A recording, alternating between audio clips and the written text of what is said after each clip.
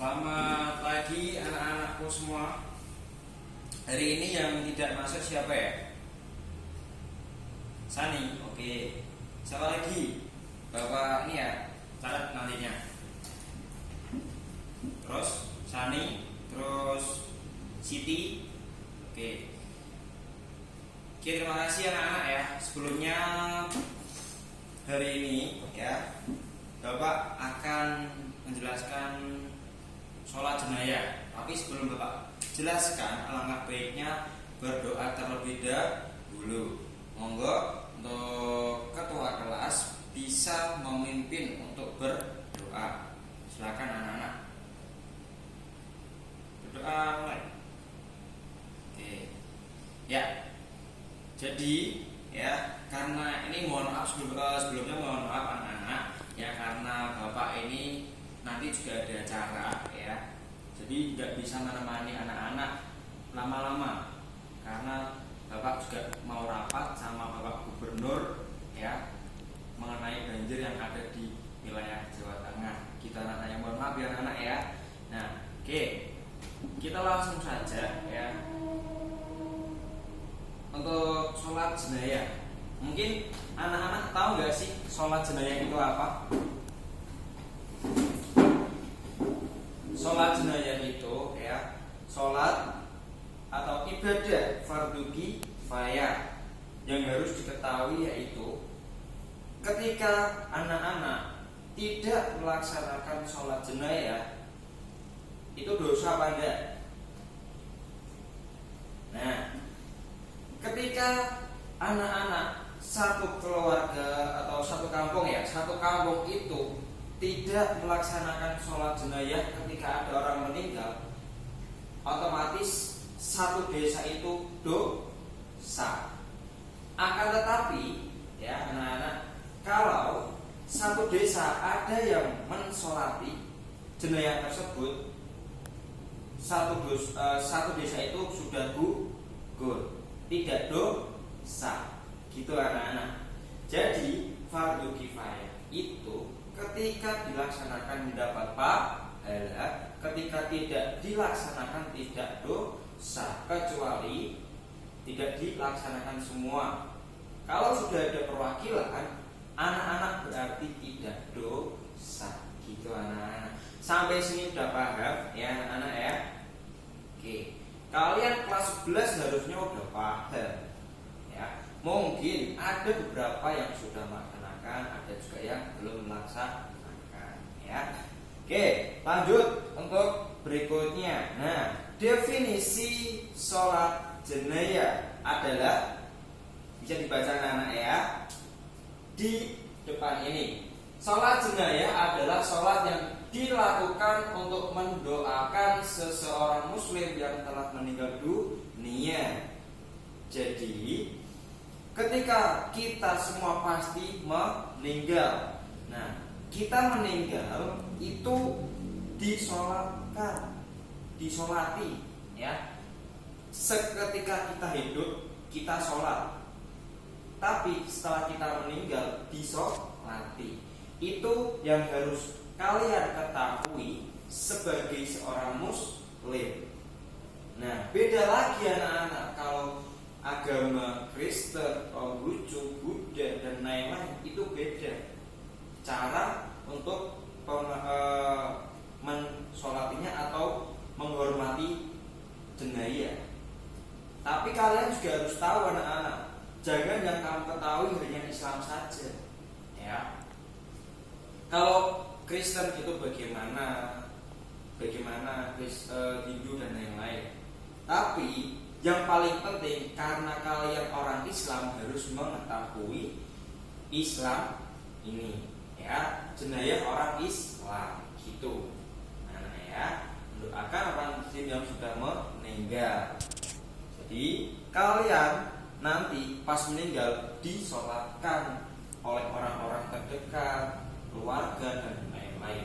Adapun hadis yang meriwayatkan ya, dari hadis Abu Hurairah radhiyallahu anhu, ia berkata bahwa Rasulullah Shallallahu Alaihi Wasallam bersabda, barang siapa yang menyaksikan jenayah sampai disolatkan, maka baginya pahala qirot. Barang siapa menyaksikan sampai dimakamkan, maka baginya 2 qirot. Hadis Bukhari dan Muslim. Jadi perlu kalian ketahui bahwa proses menghormati jenayah itu ada qirotnya, ya. Sebisa mungkin kalian dari proses jenayah dimandikan, dikafani, terus diantarkan dari rumah ke pemakaman, itu kalian harus menyaksikan atau menghormati jenayah. Gitu anak-anak, ya. Kalian juga harus tahu, jangan hanya nunggu di pemakaman itu, ya.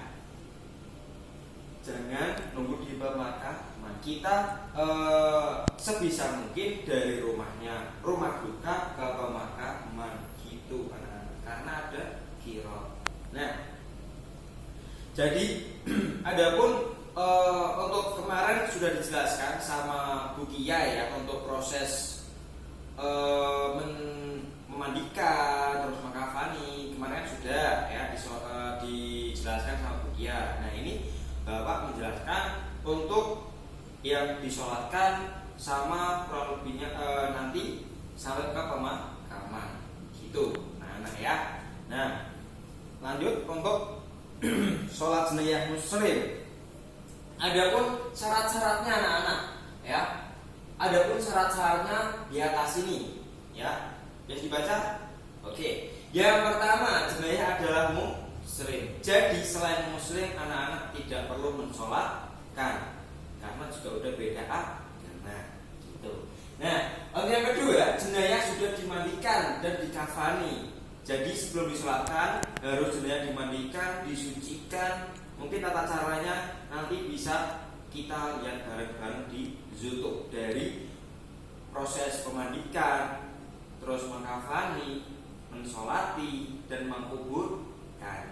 Nah, adapun tata cara atau syaratnya mensolati menghadapi belah, enggak boleh menghadap selatan, ya, barat itu enggak boleh, harus menghadap kiblat, gitu. Patokannya kiblat, ya anak-anak, ya.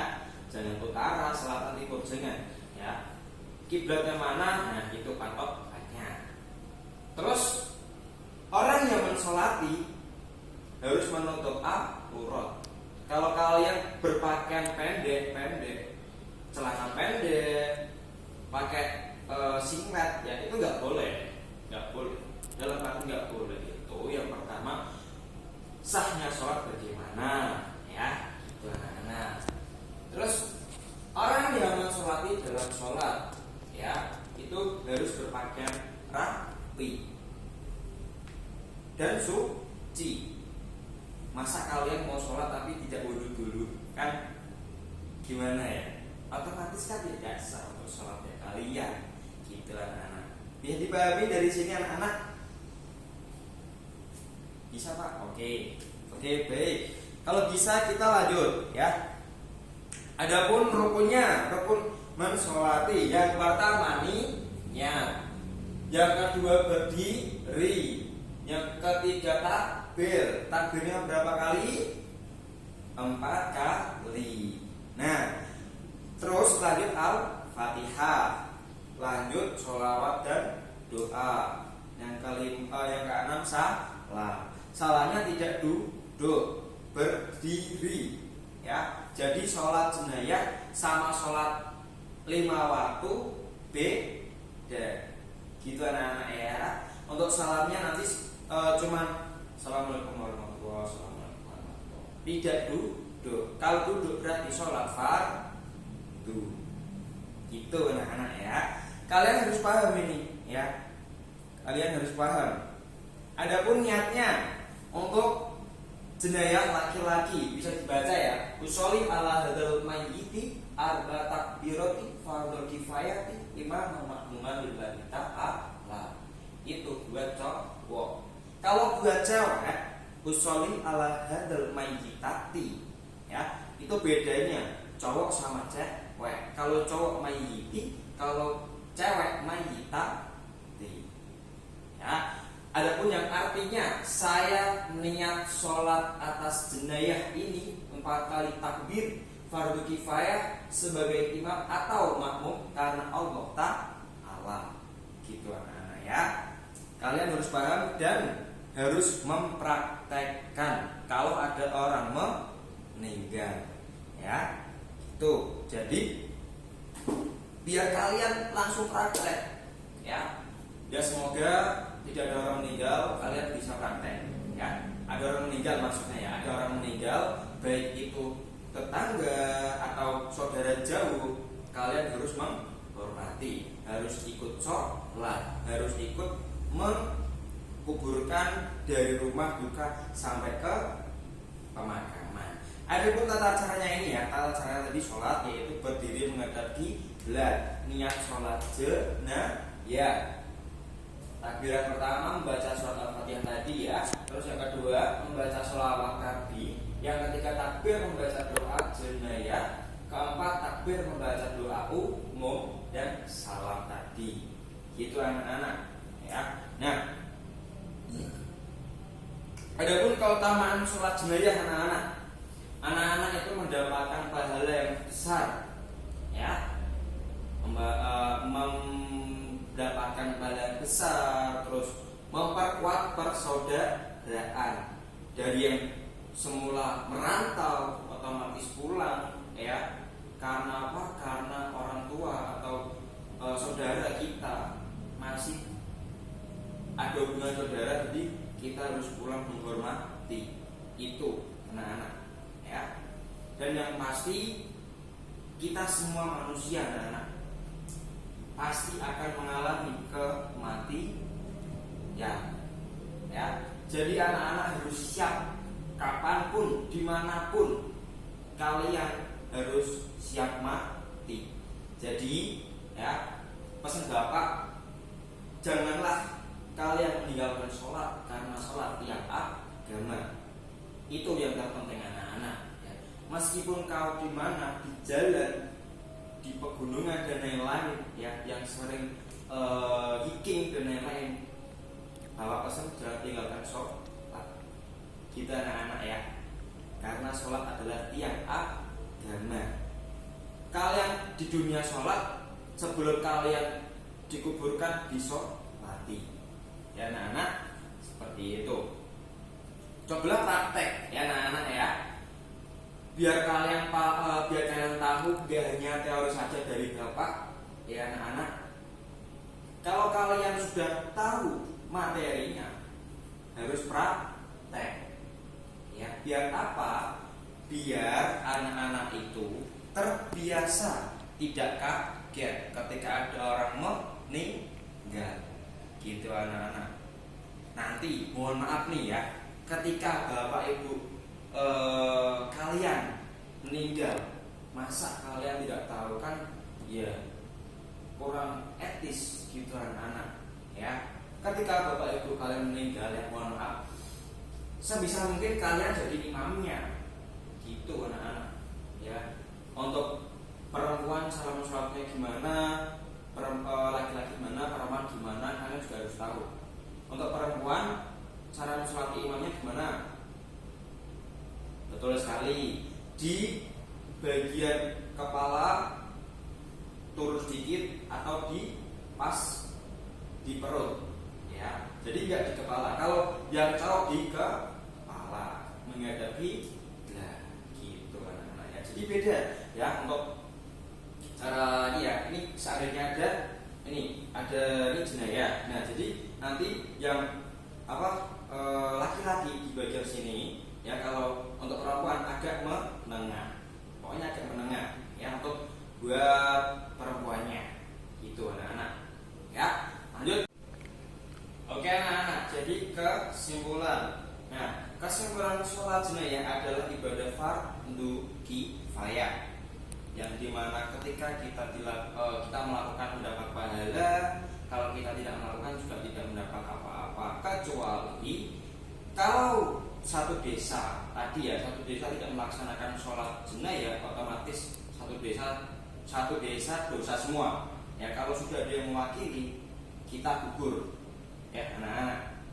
Nah, Bapak pernah Bapak mau cerita sedikit di Demak ya, khususnya itu di ini ya, di apa, pemakaman atau di rumah duka otomatis rame, tapi rame untuk orang-orang dewasa. Anak-anak itu nggak ada, ya. Tapi kalau di Tegal ya, Tegal itu beda anak-anak. Mungkin ada mereka seperti itu. Jadi gini, suatu hari ada orang meninggal, yaitu dari saudara saya ya, bapak itu yang jauh. Nah itu meninggal, otomatis kita ke sana untuk menghormati terakhirnya ya. Nah di suatu rumah itu ya, itu banyak anak-anak dan orang tua juga ada. Karena apa? Ternyata di sana ketika dari rumah duka ya, itu mau di pemakaman, mau diantarkan ke pemakaman itu ada tradisi sendiri ya. Ada yang pasti di sebelum berangkat ikhlas apa enggak, utang yang orang meninggal ini dan lain-lain. Nah, dan itu ada semacam uang dan beras kuning, dan itu dilemparkan seperti ya sedekah buat mayitnya. Jadi otomatis anak-anak itu banyak yang datang ketika ada orang meninggal ya. Jadi anak-anak tersebut pengen untuk mendapatkan koinnya ya, kayak seperti diuncalkan, nah gitu, diuncalkan gitu anak-anak. Jadi otomatis anak-anak kecil itu suka. Akan tapi kan itu tradisi yang ada di Tegal. Kalau di kita kan beda ya, nggak ada seperti itu. Jadi kita harus bisa memulai dari diri kita sendiri ya anak-anak ya, khususnya kalian yang sudah kelas 11 harus bisa tahu untuk tata cara pemakaman jenazah, mensolati dan juga memandikan ya. Oke, karena ini ya Bapak ada apa ya? Ini karena memperingati tanggal 1 Juni ya anak-anak, kita nyanyi bersama ya, buat sekaligus refresh ya. Oke. Pancasila, hafal kan? Nah, Pancasila. Mari kita nyanyi ya. Kita nyanyikan Pancasila dasar negara, rakyat adil makmur sentosa, pribadi bangsaku. Ayo maju, maju, ayo maju, maju, ayo maju, maju. Terima kasih anak-anak ya. Masih kurang lebihnya mohon maaf apabila ada perkataan Bapak yang kurang berkenan di hati anak-anak, mohon dimaafkan ya. Sekian dari Bapak, mohon izin ya tidak bisa menemani anak-anak dengan lama-lama ya, tapi pengen banget untuk menemani anak-anakku dengan lama, cuman ada suatu acara lagi anak-anak, mohon maaf ya. Mungkin sekian dari Bapak.